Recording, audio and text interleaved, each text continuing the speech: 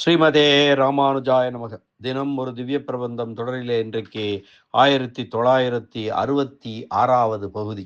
திருமங்கை ஆழ்வார் அருளிய பெரிய திருமொழி 11ஆம் பத்து. அதனுடைய முதல் திருமொழியின் நிறைவு பாசுரம், பலன் சொல்லக்கூடிய பாசுரம், பலஸ்ருதி என்று சொல்லப்படக்கூடியது. திருநாம பாட்டு என்றும் கூட சொல்வார்கள். அந்த நிறைவு பாசுரத்தை இன்று நாம் இணைந்து அனுபவிக்க இருக்கிறோம். 11ஆம் பத்து, நிறைவு பத்து. பெரிய திருமொழியின் நிறைவு பத்து, அதன் முதல் திருமொழியினுடைய நிறைவு பாசுரம் இப்பொழுது.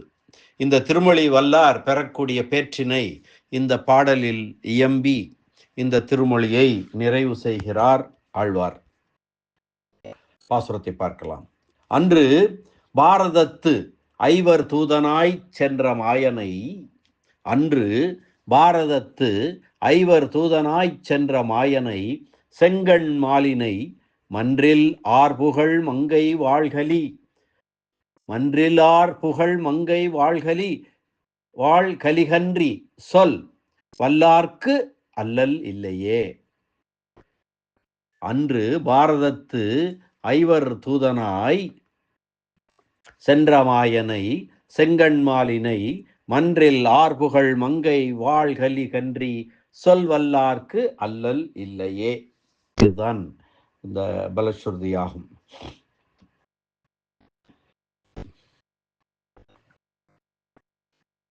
கலிகன்றி திருமங்கை ஆழ்வாருடைய பெயர். கலிகன்றி, பரகாலன் கலிகன்றி, அல்லல் துன்பம் என்று பொருள்.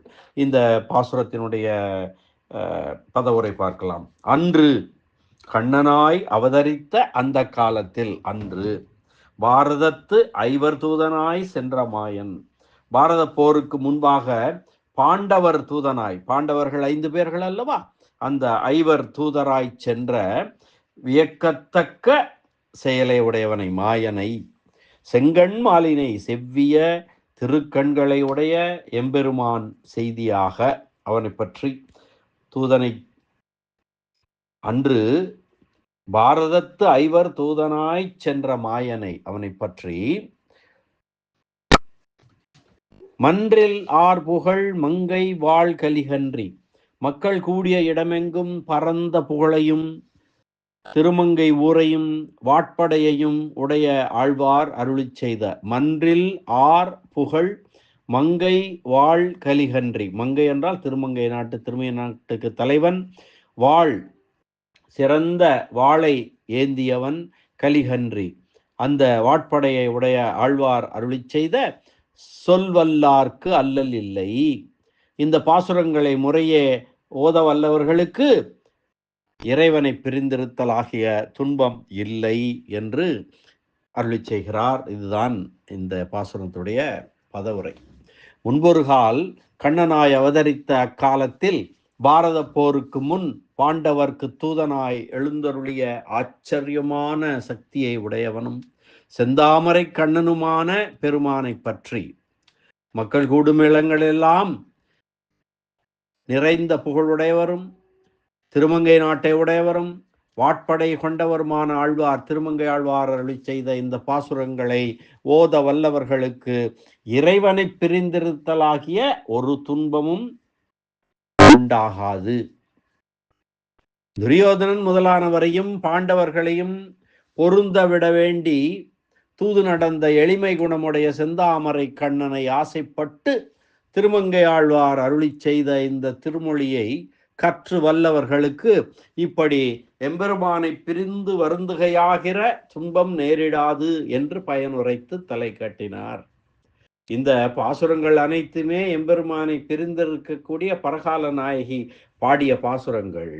ஆனால் இந்த பாசுரங்களை கற்பவர்கள், வல்லவர்கள், கற்று வல்லவர்கள், அவர்கள் பாடுபவர்கள், அவர்களுக்கு எம்பெருமானை பிரிந்து வருந்துவதாகிற துன்பம் நேரிடாது என்று சொல்லி பயன் சொல்லி தலை கட்டுகிறார், நிறைவு செய்கிறார் ஆழ்வார்.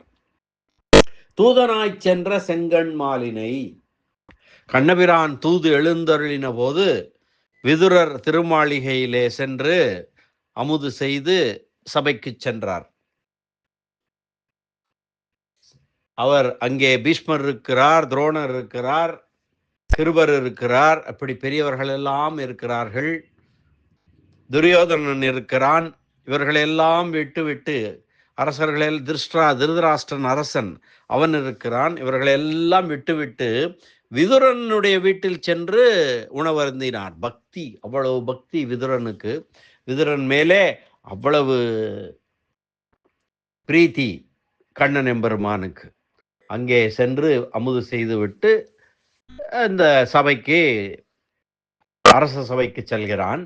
அப்பொழுது துரியோதனன் கேட்கிறான் எம்பெருமானை பார்த்து, கிமர்த்தம் புண்டரீகாட்ச, கிமர்த்தம் என்றால் ஏன் என்று பொருள். கிமர்த்தம் புண்டரீகாட்ச புக்தம் விருசச போஜனம், கிமர்த்தம் புண்டரீகாட்ச புக்தம் விருசச போஜனம்.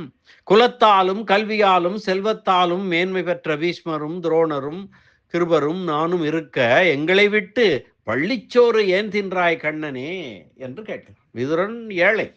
விதுரனிடம் குடிசைதான் அவனுக்கு.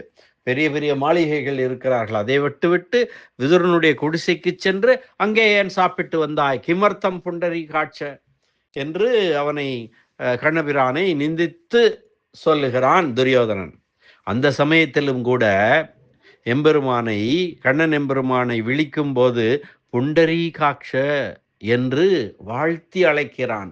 அவனுடைய திருக்கண்களிலே, எம்பெருமானுடைய திருக்கண்களிலே அந்த அழகிலே ஈடுபட்டு வாழ்த்த வேண்டும்படியாக இருந்த காரணத்தினால்தான் தூதனாய் சென்ற செங்கண்மாலினை என்று சொன்னார்.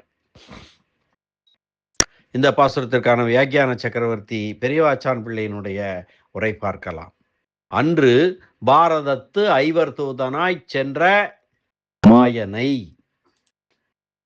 செந்தாமரை கண்ணனாகிய எம்பெருமானாய் தன்னை நீங்கிய எல்லாவற்றையும் தான் நடத்துபவனாயிருந்தும் பாண்டவர்கள் வருந்திய அன்று பாரத போரிலே இன்னார் தூதன், பாண்டவர் தூதன் என்றும்படியாக தன்னை தாழவிட்டு கொண்டு, தன்னையே தாழ்த்தி கொண்டு தூதனாய் நின்ற வியக்கத்தக்க செயல்களை செய்தவன் அந்த கண்ணன் எம்பெருமான். அவனை பற்றிய இந்த பாடல்கள்.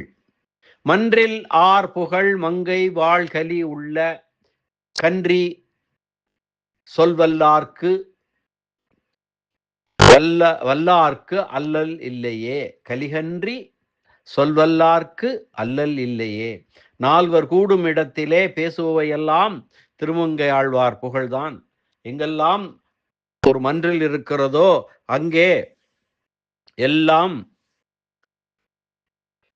திருமங்கை ஆழ்வாரின் புகழ்தான் பேசப்படுமாம். அப்படிப்பட்ட புகழ் வாய்ந்தவர்.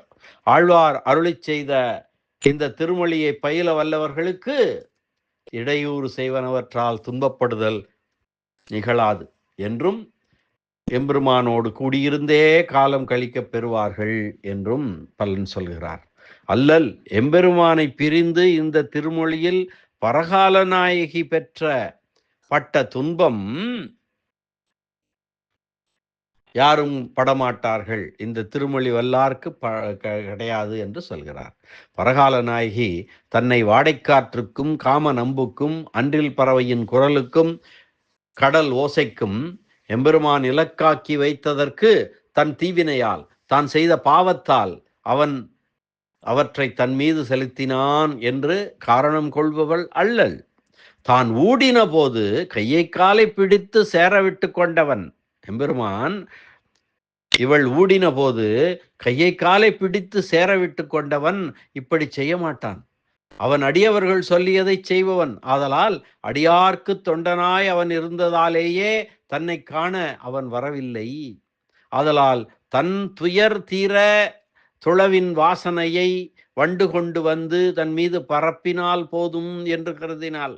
ஆதலாலே எம்பெருமான் அடியாருக்கு இட்ட வழக்காயிருக்கும் தன்மையை ஆழ்வார் பாடினார் என்று சொல்லலாம். இந்த நிறைவு பாசுரத்திலே அற்புதமான பாசுரம், அற்புதமான பலன் சொல்லக்கூடிய பாசுரம். மீண்டும் ஒரு முறை பாசுரத்தை அன்வைக்கலாம்.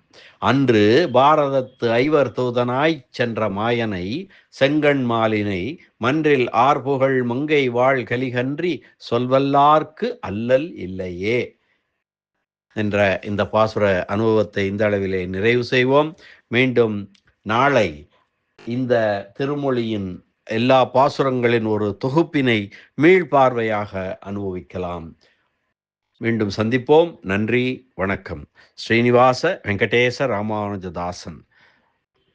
பாரதத்து ஐவர் தூதனாய்ச் சென்ற மாயன் கண்ணன் எம்பெருமான் திருவடிகளே சரணம். அரட்டமுக்கி அடியார் செய்யும் கலிகன்றி பரகாலன் கலியன் திருமங்கையாழ்வார் திருவடிகளே சரணம். வியாக்கியான சக்கரவர்த்தி, உரைப்பெருமன்னர், பரமகாருணிகர், ராமாயண பெருக்கர் பெரியவாச்சான் பிள்ளை திருவடிகளே சரணம். ஆழ்வார் எம்பெருமானார் ஜீயர் திருவடிகளே சரணம்.